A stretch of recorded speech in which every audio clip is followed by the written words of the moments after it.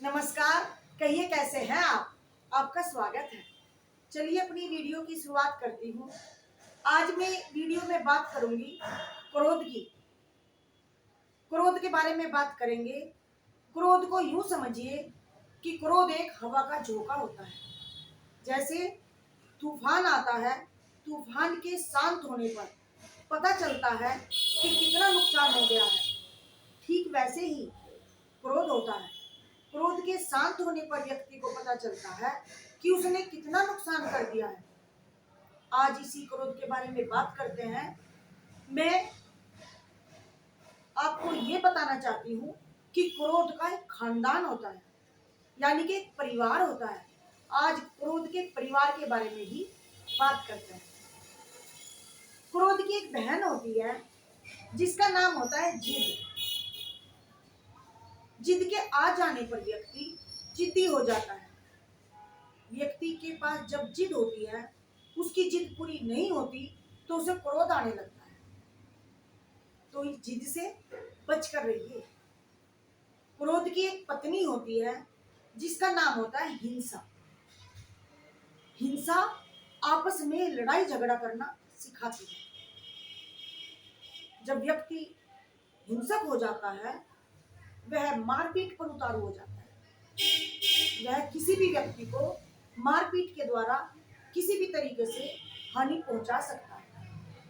इसलिए इस हिंसा से बचकर रहिए। क्रोध का एक भाई होता है जिसका नाम होता है अहंकार।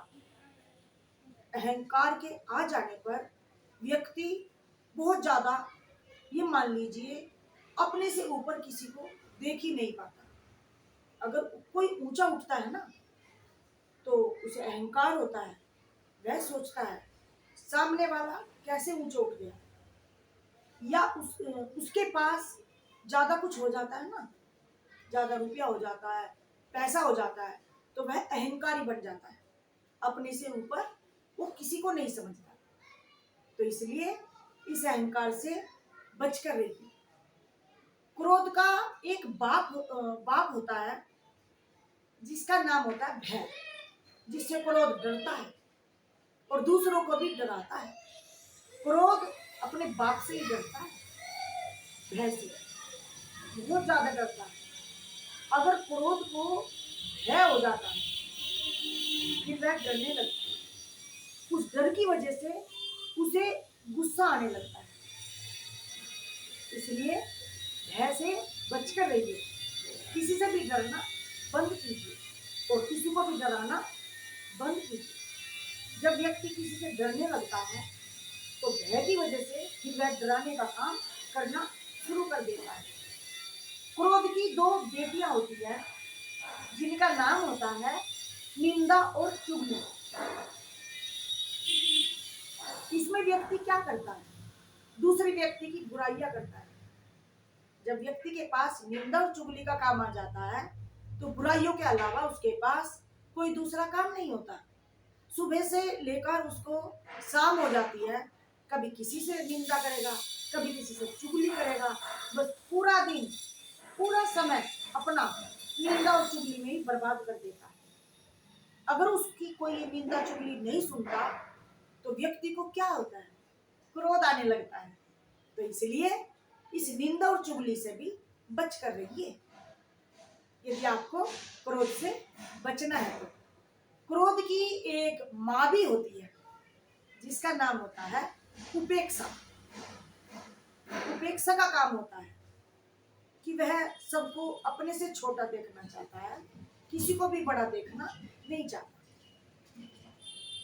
या कोई व्यक्ति गरीब है और एक व्यक्ति अमीर है, तो वह व्यक्ति उसे घृणा करने लगता है। वह उसे बहुत तुच्छ समझता है, बहुत छोटा समझता है जब उसके पास उपेक्षा आ जाती है। तो इसलिए इस उपेक्षा की बीमारी से भी बचकर रहिए। क्रोध के इस खानदान से, क्रोध के एक बेटा भी होता है। खानदान से तो बाद में बचेंगे, अभी आपको हम क्रोध के एक बेटे का भी नाम बताएंगे। क्रोध के बेटे का नाम होता है बैर।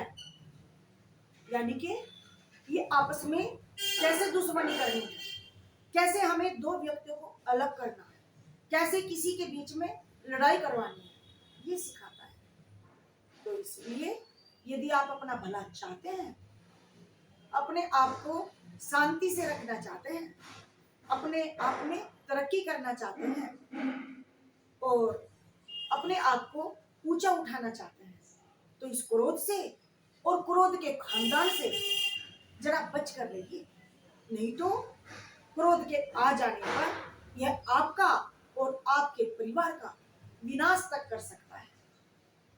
आज के लिए बस इतना ही। बताइए आपको मेरी बातें कैसी लगती हैं। खुश रहिए, मस्त रहिए, स्वस्थ रहिए। यदि आपने मेरी वीडियो को अब तक, यदि आपने मेरे चैनल को अब तक सब्सक्राइब नहीं किया है तो प्लीज मेरे चैनल को सब्सक्राइब कीजिए।